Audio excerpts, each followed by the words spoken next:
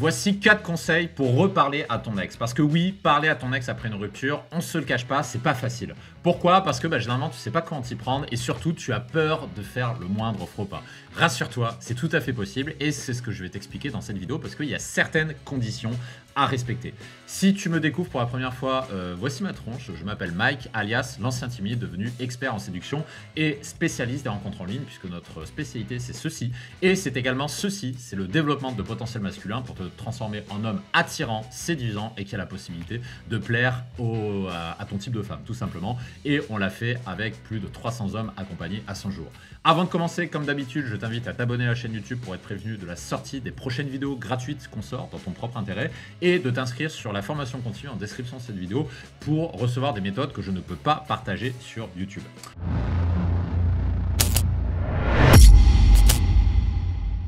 Déjà, l'étape obligatoire avant de reparler à ton ex, c'est ce que j'appelle la phase de décompression. Alors pourquoi c'est si important la phase de décompression? Déjà parce que tu as besoin d'être détaché de ton ex et de tes sentiments amoureux que tu avais pour elle avant de lui reparler.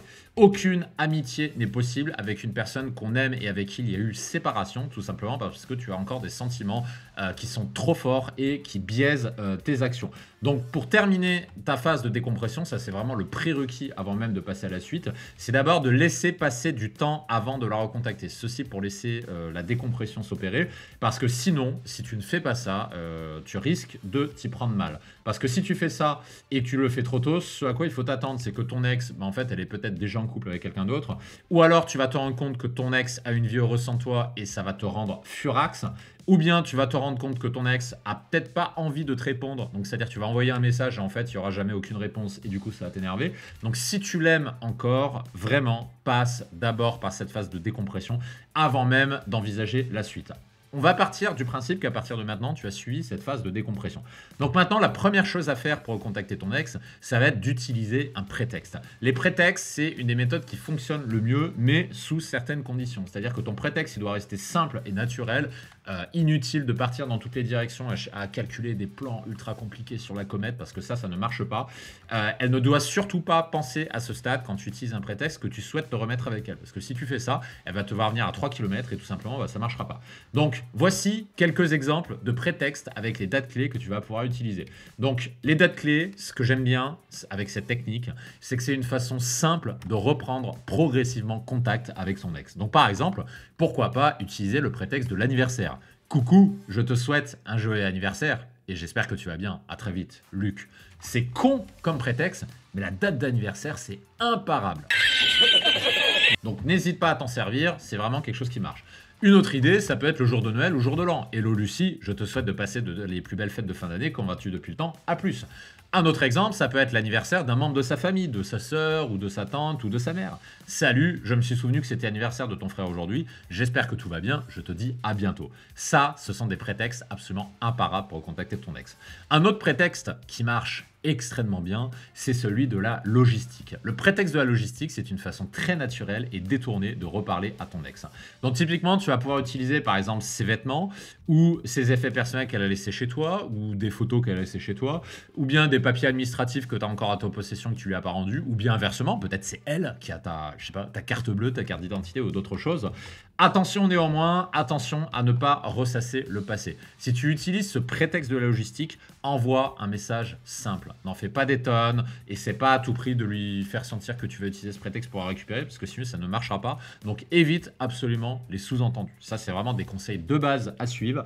Et pour rappel, si tu souhaites aller plus loin sur ce qu'on appelle le text game et la façon d'être subtil avec les femmes pour les faire revenir vers toi, je te donne rendez-vous sur le lien qui se trouve en description de cette vidéo.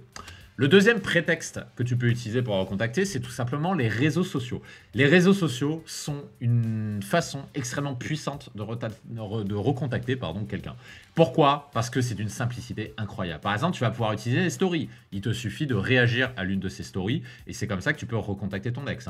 Ou bien, peut-être même que c'est ton ex qui va t'envoyer le premier message. Par exemple, elle va consulter ton profil pour voir ce que tu deviens.